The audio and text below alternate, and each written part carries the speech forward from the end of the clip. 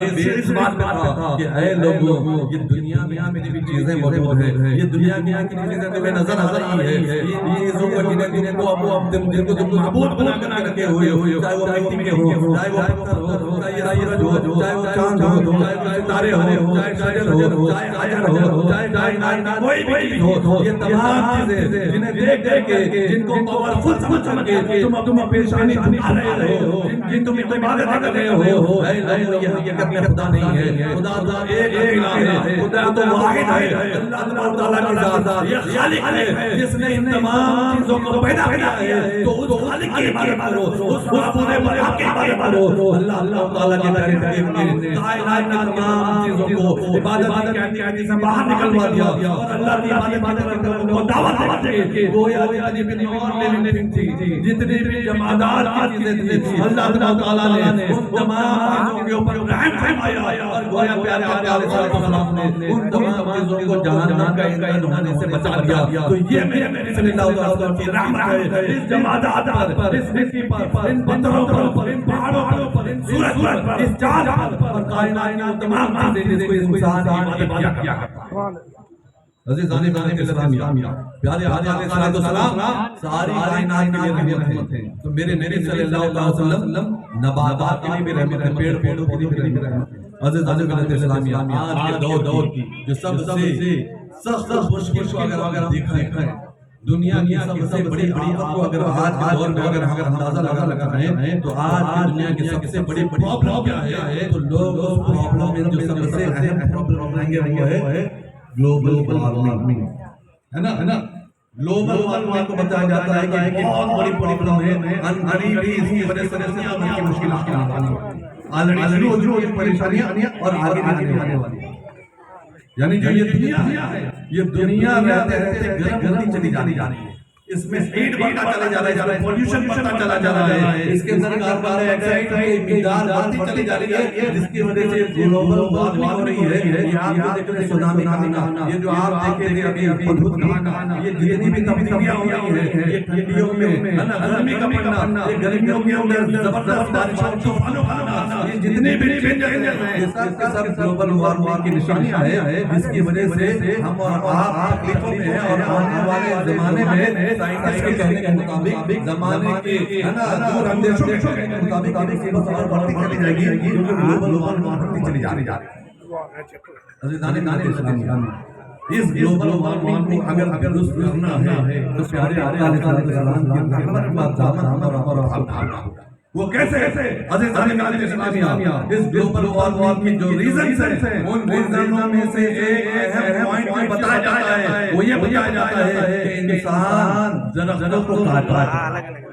جنگلات کو کاٹتا ہے، پیڑ پودوں کو ختم کرتا ہے۔ عزیزان اسلامیہ یہ درختوں کے ساتھ ظلم ہے، درختوں کو ان کی جگہ سے ختم کیا جا رہا ہے، انہیں اکھاڑا جا رہا ہے، انسان بھی اپنے فائدے کے لیے، ابھی اپنے گھر والوں کے فائدے کے لیے اور دوسری بینیفٹ کے لیے جنگلات ختم کر رہا ہے، پیڑ پودوں کو ختم کر رہا ہے۔ عزیزان اسلامیہ ان پیڑ پودوں کے بارے میں میرے نبی کا ارشاد کیا ہے؟ پیارے آقا علیہ السلام کی بہت پیاری حدیث ہے، سننے کے لیے ایمان آ جائے گا۔ میرے نبی صلی اللہ علیہ وسلم ارشاد فرماتے ہیں کہ کوئی شخص اگر کسی درخت کو زمین پر لگاتا ہے،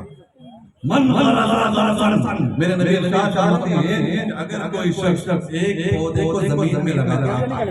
اور اس کے بعد اس پودے کی نگہداشت کرتا ہے، اس پودے کو پیڑ بننے دیتا ہے، تو جب پیڑ بننے کے بعد اس پیڑ سے جو بھی انسان یا کوئی بھی پرندہ یا کوئی بھی جانور کسی بھی قسم کا بینیفٹ اٹھائے، کسی بھی قسم کا فائدہ اٹھائے، تو وہ اس کی طرف سے صدقہ جاریہ ہو جاتا ہے۔ کتنی بڑی بات ہے! ایک درخت میں اگر پھل لگا ہے، انسان پھل کھا لے یا کوئی پرندہ پھل کھا لے یا کوئی جانور اس کے پھل کھا لے یا اس کے پتوں کو کھا لے یا اس درخت کے نیچے کوئی چلتا ہوا مسافر آرام کے لیے ٹھہر جائے، چاہے وہ انسان ہو، چاہے وہ جانور ہو، چاہے وہ پرندے ہو، میرے نبی صلی اللہ علیہ وسلم ارشاد فرماتے ہیں کہ جو بھی جس قسم کا بھی اس پودے سے اس پیڑ سے فائدہ اٹھائے گا،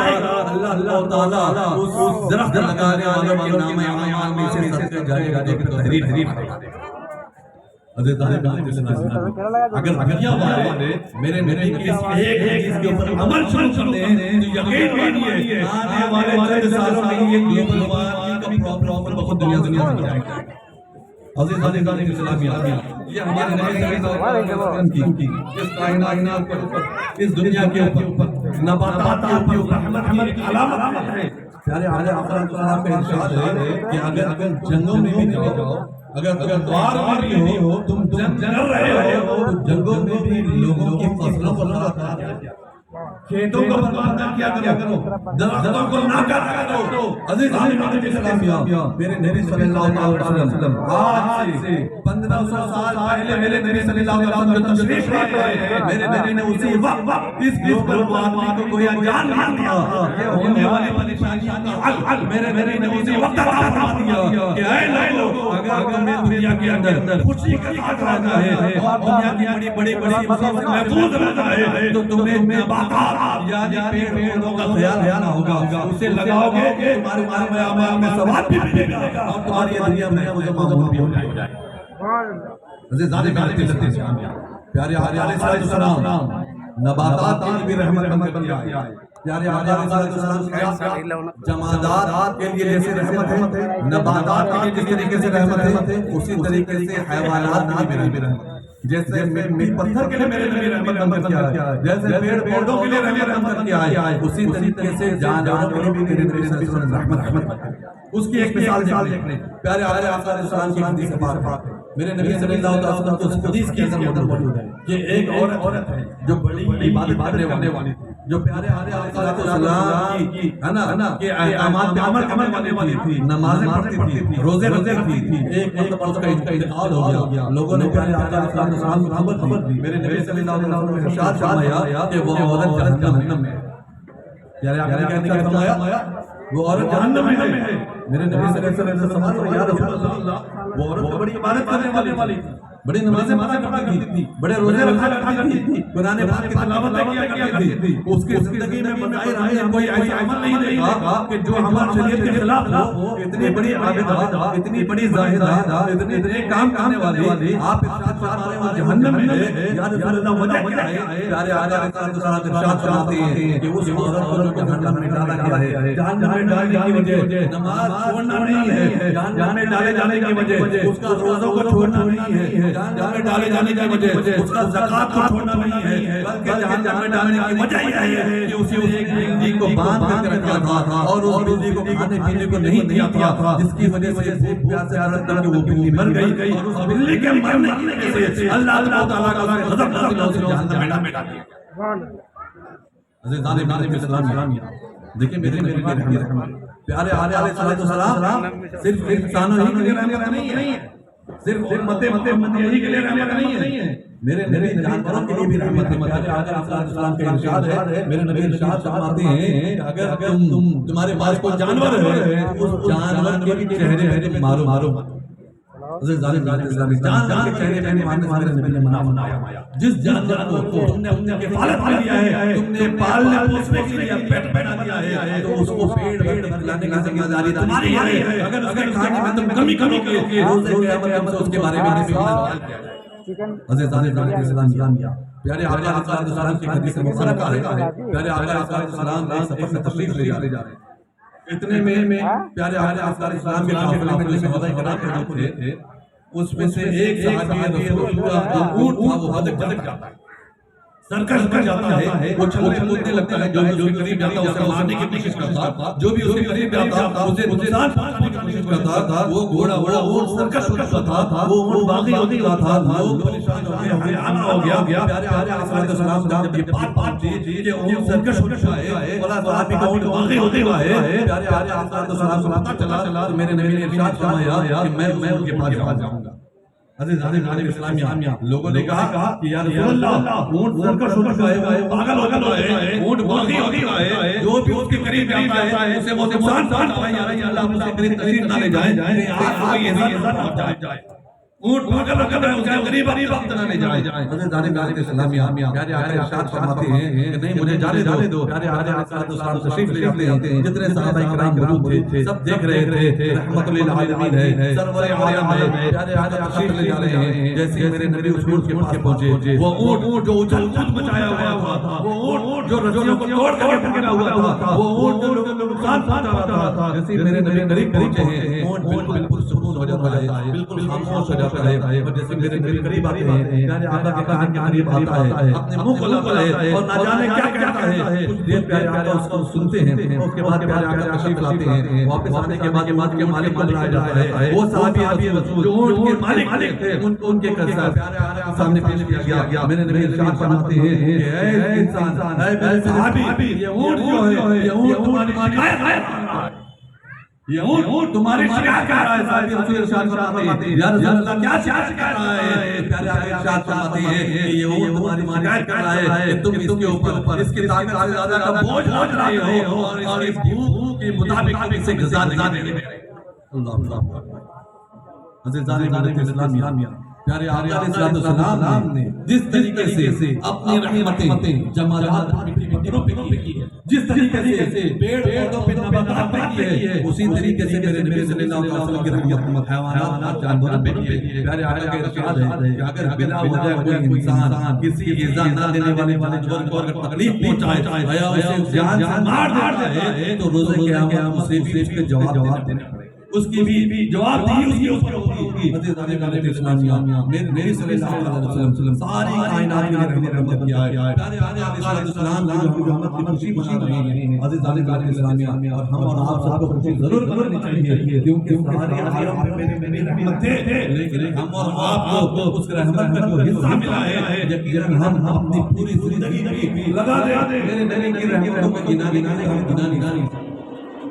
پیارے آقا علیہ السلام اس دنیا میں تشریف لا کر کے جتنی نعمتیں ہم پر پیارے آقا علیہ السلام نے کی ہیں جتنے نوازشات اس امت پر ہم اور آپ پڑی ہے ہم اپنی پوری زندگی میں لگا کر کے پیارے آقا علیہ السلام کو شکر ادا کرنا چاہیں تو میرے نبی ہم اور ہم اپنی ادا کر سکتے یہی تو وجہ ہے ایک صحابی رسول نے پیارے آقا علیہ السلام سے پوچھا یا رسول اللہ میں آپ کو کتنا درود بھیجوں میرے نبی صلی اللہ علیہ وسلم کی طویل حدیث ہے پیارے آقا علیہ السلام کا ارشاد تھا کہ عبادت کے بعد جتنا بھی وقت بچتا ہے اللہ تعالیٰ کے فرائض ادا کے بعد جتنا بھی وقت بچتا ہے اگر پورا وقت تم میرے اوپر درود پڑھنے میں گزار دو یہ تمہارے لیے بہتر ہوگا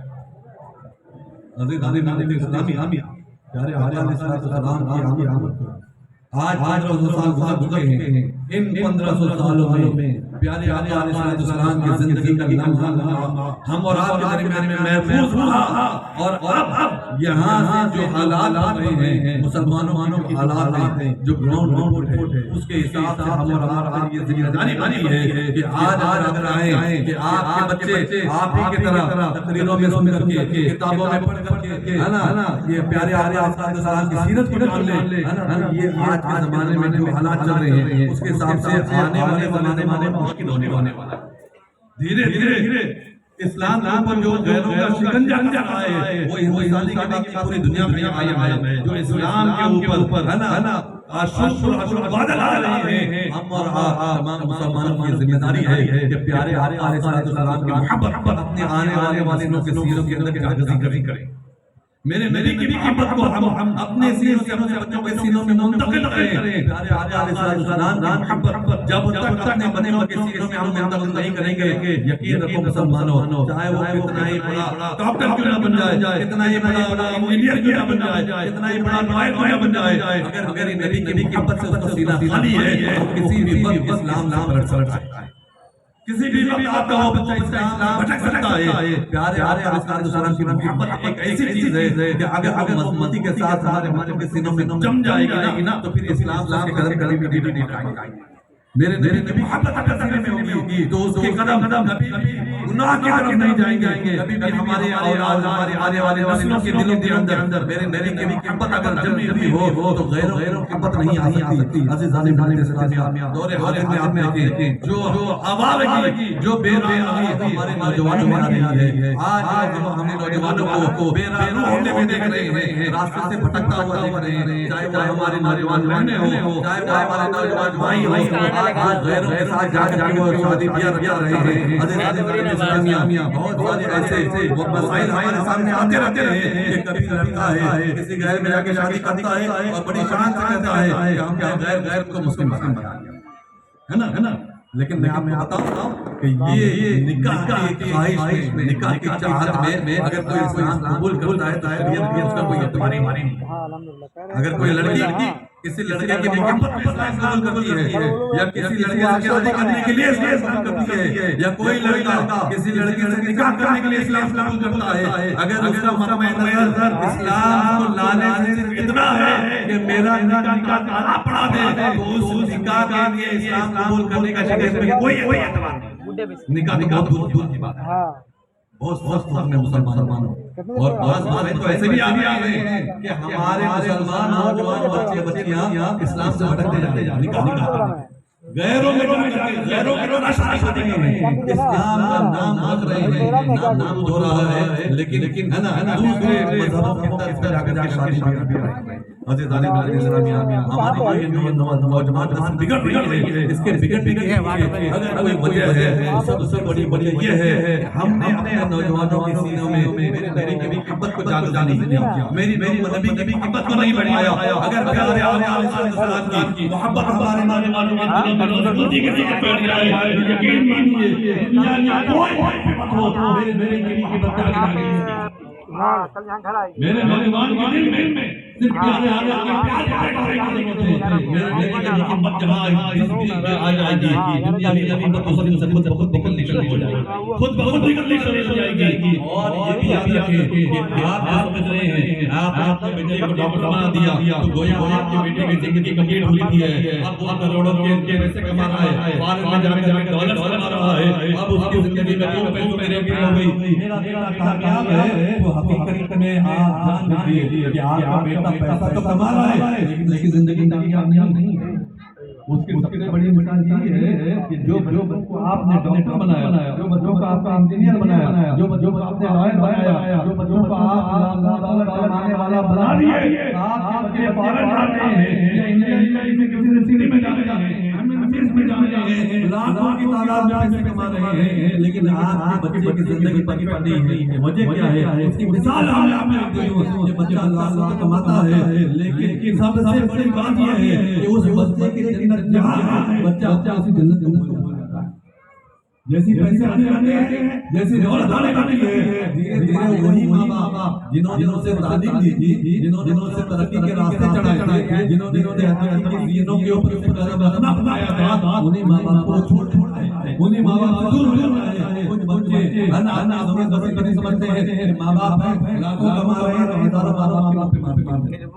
اور سمجھتے ہیں کہ ہماری دولت پوری ہو چکی ہے, ہمارے ماں باپ کو آپ کا ادا کر دیا ہے. عزیزان میرے اسلامیہ, یہ آپ کی تعلیم ہے, یہ آپ کی تربیت ہے, یہ آپ کے بچے کو سول میں ڈالا, صرف گورنمنٹ میں ڈالا, وہاں جو تعلیم ملی ہے وہ تعلیم معرفت کی تھی, وہ تعلیم کے پیسے کمانے کی تھی, اس نے تو حاصل کر لی, وہ روپے پیسے کمانے میں لگا, لیکن آپ کی اہمیت, آپ کی افادیت اور آپ کی زندگی کی جو امپورٹنٹ تھی, جو اس بچے کے دل میں آنی چاہیے تھی, جو صرف میرے نبی کی محبت کی تھی, وہ آپ نے نہیں سکھایا. نتیجہ کیا نکلا؟ بیٹا لاکھوں کما رہا ہے, دنیا میں بڑا نامدار ہوتا ہے, دنیا میں بڑی شہرت والا کر چکا ہے, لیکن آپ کا خیال نہیں رکھ رہا ہے, آپ کی عزت نہیں کر رہا ہے, آپ کے قدموں میں جو کبھی جنت نہیں ہے, آپ اسی ذات کا خیال نہیں رہا ہے. دنیا میں آئے ہیں, آپ جاتے ہیں, یہ دنیا میں ہمیں آپ کسی کو ہمیشہ نہیں رہنا ہے, ہم سب کو اپنے جاننا ہے. اور ایک ایسی حقیقت ہے کہ کتنا ہی بڑا ڈاکٹر کیوں نہ ہو جائے, کتنا ہی بڑا انسان کیوں نہ ہو جائے, انسان جانتا ہے اسے دنیا سے جانا ضرور ہے. اس دنیا سے آگے موت ہی نہیں ہے. جب ہمیں برابر آپ یہ پتہ ہے اس دنیا سے ہمارا کو جانا ہے, جانے والے کے بعد کی زندگی ہے, آخرت کی جو زندگی ہے, اس زندگی کا ہمارا خیال ہے. اور یہ خیال اپنی اولاد کا بھی ہمارا کرنا ہے, اور یہ خیال اسی وقت ہو سکتا ہے جب پیارے آقا علیہ السلام محبت سے ہم اپنی اتحاد بھی وابستہ کریں اور اپنے آنے والے مسئلوں کو بھی وابستہ کریں. عزیزان اسلامیہ, پیارے آقا علیہ السلام کے اس میراث کے لیے آپ کا جو پیغام ہے وہ پیغام یہی ہے کہ میرے نبی صلی اللہ علیہ وسلم جب تک اس دنیا میں تشریف نہیں لائے تھے, دنیا کے اندر تمام قسم کی برائیاں اتنی برائیاں موجود تھی، اتنی خرابیاں موجود تھی، اتنا ظلم و ستم موجود تھا کہ میرے صلی اللہ علیہ وسلم کے حدیث میں سراج العالمین ہے نا، روشن چراغ کہاں ہے؟ اتنا تاریکی تھی، اتنا اندھیرا تھا، اتنے گناہ تھے، اتنا شرک تھا، اتنا کفر تھا کہ میرے نبی صلی اللہ علیہ وسلم کی آمد کی وجہ سے اللہ تبارک و تعالیٰ نے اس پوری دنیا کے اندر ایک ایسا گویا روشن چراغ روشن فرما دیا، ایک ایسے چراغ کو رب قدیر نے روشن فرما دیا، ایک ایسے نور کو پھیلا دیا کہ ساری کائنات اس کی روشنی میں جگمگانے لگی ہے۔ عزیزان ملت اسلامیہ، پیارے آقا علیہ السلام کی آمد سے پہلے کے جو حالات تھے، ہم اور آپ اگر غور کریں گے تو آج کے دور میں موجودہ سچویشن میں وہ تمام خرافات جو میرے نبی کی آمد سے پہلے تھی، وہی خرافات آج بھی آپ کو اپنی سوسائٹی میں نظر آئے گی،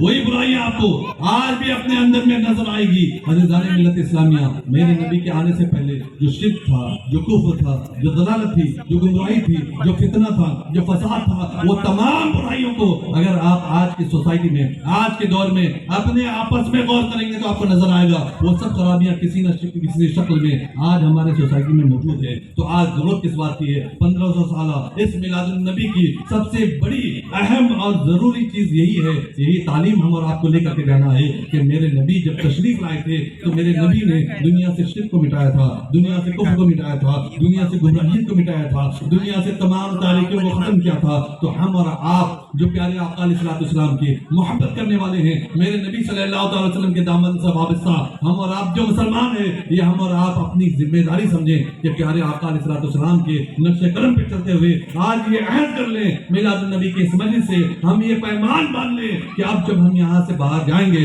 تو پیارے آقا علیہ السلام کی وہ تمام تعلیمات جسے لے کر کے میرے نبی اس دنیا میں تشریف لائے تھے اور ساری کائنات کے اوپر رحمت بن کر کے پیارے آقا کی رحمت برسی تھی، ہم اور آپ پیارے آقا علیہ السلام کے غلام ہونے کی حیثیت سے، پیارے آقا کے امتی ہونے کی حیثیت سے اسی پیغام کو لے کر کے جائیں اور لے کر کے جا کر کے ساری دنیا کے اندر جہاں تک ہم سے ہو سکے ہم اس پیغام کو عام کرنے کی کوشش کریں۔ اور شروعات دنیا سے ہمیں کرنے کی ضرورت نہیں ہے، شروعات ہم اپنے آپ سے کریں، شروعات ہم اپنے آپ سے کریں۔ عزیزان ملت اسلامیہ، یہ 1500 سالہ جب جشن عید میلاد النبی شروع ہونے والی تھی، ایک مہینہ پہلے ہمارے گاجوکا میں عظیم آباد سنی جامع مسجد جو مسجد ہے وہاں پہ نوجوانوں نے ایک کارڈ بنایا تھا رمضان کارڈ کے طریقے سے، جیسے رمضان میں ہوتا ہے نا سحری افطاری کا کارڈ، بالکل ویسے ان لوگوں نے کارڈ بنایا تھا اور اس کارڈ کے اندر ان لوگوں نے 3 کیٹیگریز لکھ دی تھی، تاریخ لکھ دی تھی پوری مکمل، ربیع الاول شریف تک 5 ستمبر تک کی تاریخ لکھ دی تھی، اس کے بغل میں 3 انہوں نے ایک کالم کے اوپر لکھا تھا درود شریف، دوسرے کالم کے اوپر لکھا تھا قرآن شریف کے پارے، پہ لکھا ہوا تھا اور ہم نے وہاں کے امام صاحب سے سوال کیا کہ حضرت یہ جو آپ نے کارڈ بنایا ہے، یہ کارڈ جو آپ لوگوں کے درمیان میں جمع میں بانٹ رہے ہیں وجہ کیا ہے؟ کہ حضرت یہ جو کارڈ ہم نے بنایا ہے یہ کارڈ ہم ہر انسان کو دیں گے اور اس کے بعد اس سے ہم کہہ رہے ہیں کہ وہ ڈیلی میں اپنا اور اپنی فیملی کے ذریعے سے درود شریف پڑھے، گھر میں ڈیلی درود شریف پڑھے، جتنی درود شریف اس کی فیملی پڑھتی ہے اس کارڈ کے اندر لکھ دے، پوری فیملی نے مل کر کے 100 درود شریف پڑھے 100 لکھ دے، پوری فیملی نے مل کر کے جتنے قرآن پاک کے پارے پڑھے ہیں وہ پارے لکھ دے، 10 پارے 5 پارے 2 پارے 1 پارے، جتنا پڑھا اتنا لکھ دے، اور جتنے اوراد و وظائف پڑھے ہیں الحمدللہ سبحان اللہ اللہ اکبر جو بھی وظیفہ اس نے پڑھا ہے اسے 3rd کیٹیگری میں لکھ دے، اور ڈیلی وائز 30 دنوں تک اسی طریقے سے لکھتا چلے جائے، اور اس کے بعد جب ربیع الاول شریف کی شب آئے گی یعنی 4 تاریخ کی شب آئی، ان لوگوں نے کیا کیا تمام لوگوں کو جو کارڈ دیے تھے وہ کارڈ کو ان لوگوں نے کلیکٹ کر لیا، اور کلیکٹ کرنے کے بعد ان لوگوں نے کہا کہ صبح ہم فجر کے بعد جو میرے نبی صلی اللہ علیہ وسلم کی پیدائش کا وقت ہے ہم قرآن خوانی کریں گے، اور قرآن خوانی کرنے کے بعد پورے گاؤں میں جتنے لوگوں نے جتنا درود شریف پڑھا ہے، جتنے ہزار یا جتنے لاکھ درود شریف ہوئے، جتنے ہزار یا جتنے لاکھ پارے پڑے گئے، جتنے ہزار یا جتنے لاکھ اوراد و وظائف ہوئے، وہ سب کو جمع کر کے ہم پیارے آقا علیہ السلام کو ایز اے گفٹ تحفے کے طور پر پیش کریں گے، گفٹ پیش کریں گے۔ عزیزان ملت اسلامیہ، تو اس گفٹ سے میرے ذہن میں ایک بات آئی کہ پیارے آقا کی میلاد کی 12 ربیع الاول شریف کی تاریخ گزر چکی ہے، آج 13ویں تاریخ ہے، لیکن مہینہ میرے نبی صلی اللہ علیہ وسلم کی میلاد کا ہے نا، یہ موقع جشن عید میلاد النبی کا ہے، اور پیارے آقا علیہ السلام کو ہم اور آپ جیسے گناہگار اگر کوئی گفٹ پیش کر دے تو اس سے بڑی بات کیا ہوگی؟ کوئی بات ہوگی مسلمانوں؟ کیا آپ گفٹ پیش کرنا چاہتے ہیں نہیں پیش کرنا چاہتے ہیں؟ جو میرے نبی کو گفٹ پیش کرنا چاہتے ہیں ایک بار ہاتھ اٹھائیے، سبحان اللہ، پوری مجلس ہاتھ اٹھا رہی ہے، ٹھیک ہے، ہاتھ نیچے کر دیں۔ تو وہ وقت उन लोगों ने जो तरीका इख्तियार किया गिफ्ट देने का, मेरे नबी को तोहफा पेश करने का, वो वक्त तो चला गया। लेकिन आज भी इस वक्त भी बहुत सारी ऐसी सूरतें हैं कि हम प्यारे आका अलैहिस्सलाम के बारगाह में तोहफा पेश करते हैं। उसकी कुछ सूरतें मैं आपके सामने पेश करना चाहूंगा। अगर इनफरादी तौर पर देखें, इंडिविजुअली अगर आप देखें, एक एक इंसान अगर अपनी अपनी शख्सियत के एतबार से अगर देखे, तो गिफ्ट ये हो सकता है, हम अपनी जिंदगी पे गौर करें, हम अपनी जिंदगी पे, डेली लाइफ पे गौर करें, तो हमें मिलेगा कि हम बहुत सारे ऐसे काम कर रहे हैं जो खिलाफ सुन्नत है। बहुत सारे काम है ना, एक दो काम को गिनाने की जरूरत नहीं है। हम गौर करेंगे तो हमको खुद पता चल जाएगा कि हमारी जिंदगी में कितने बुरे काम नहीं है, कितने खिलाफ सुन्नत काम नहीं है जो हम कर रहे हैं। तो अगर मेरे नबी को गिफ्ट देना है तो आज का मौका हम और आप सबके लिए एक बेहतरीन मौका है, क्योंकि ये मिलादुन नबी का मौका है, ये महफिल मिलाद है। हम और आप अपनी जिंदगी में गौर करें और अपनी जिंदगी की कोई एक ऐसी खिलाफ सुन्नत अमल को चुन लीजिए कि जो हम करते जा रहे हैं। मिसाल के तौर पे पानी पीना, मेरे नबी की सुन्नत क्या है ना। और हम अगर अपनी जिंदगी में गौर करें तो पता चलेगा कि बहुत सारे मौके ऐसे आते हैं कि हम खड़े खड़े पी लेते हैं, खड़े खड़े ड्रिंक पी लेते हैं। तो पानी पीने की सुन्नत क्या थी? बैठ करके पीना। और हम क्या कर रहे थे? अभी तक अपनी जिंदगी में खड़े होकर के पी रहे थे। तो हम प्यारे आका अलैहिस्सलाम की बारगाह में एक तोहफा ये पेश करें, यानी दिल में ये अहद कर लें, या रसूलुल्लाह सल्लल्लाहु अलैहि वसल्लम, आपकी 1500 साल मिलाद थी, महफिल मिलाद में मैं बैठा हुआ था और मेरी जिंदगी जो खिलाफ सुन्नत चल रही थी, या रसूलुल्लाह मैं अपनी तरफ से आपको एक तोहफा पेश करना चाह रहा था। मेरी तरफ से आपको तोहफा ये था कि या रसूलुल्लाह आपकी एक सुन्नत जो मेरी जिंदगी में जाने अनजाने में छूट रही थी, यानी बैठ करके पानी पीना, या रसूलुल्लाह आज मैं अहद करता हूँ कि आज के बाद से लेकर के जब तक मेरी मौत नहीं आ जाती मैं हमेशा पानी पीऊंगा, तो बैठ करके आपकी सुन्नत के मुताबिक पानी पीऊंगा। अज़ीज़ाने मिल्लत इस्लामिया, ये तोहफा पेश करें आप, आपके पास अभी भी मौका है, कोई भी एक सुन्नत ले लें। मेरे नबी की कितनी प्यारी प्यारी सुन्नत है ना। आजकल आप जाते होंगे, है ना, देखते होंगे बहुत जगह ऐसी होती जहाँ पे खड़े के खाना खाएगा। मेरे नबी का हुक्म क्या? बैठ करके खाओ। ऐसी बहुत सारी आपको सुन्नतें मिलेंगी, छोटी छोटी सी सुन्नतें हैं और हम समझते हैं कि इन सुन्नतों की कोई वैल्यू नहीं है। मैं आपको बताऊं, मेरे नबी की कोई भी सुन्नत हो, चाहे कितनी छोटी क्यों ना हो, और हजरत इमाम राजी फखरुद्दीन राजी अलैहि रहमतुल्लाह इरशाद फरमाते हैं कि अल्लाह तबारक व तआला ने दो चीजों में छुपा करके रखा। क्या इरशाद फरमाते हैं इमाम फखरुद्दीन राजी? आप इरशाद फरमाते हैं कि अल्लाह तबारक व तआला ने दो चीजों में छुपा करके रखा है। पहली चीज यानी अल्लाह तबारक व तआला ने अपनी नाराजगी को गुनाहों में छुपा करके रखा। जितने भी गुनाह हैं, किस गुनाह से अल्लाह तबारक व तआला नाराज ज्यादा हो जाएगा और हमें जहन्नम में डाल देगा, कुछ पता नहीं। तमाम गुनाहों में, चाहे वो छोटा गुनाह हो चाहे बड़ा गुनाह हो, अल्लाह तबारक व तआला ने अपने गजब को, अपनी नाराजगी को गुनाहों में छुपा करके रखा। क्यों? वजह यह है ताकि बंदा हर छोटे से छोटे गुनाह से भी बचे।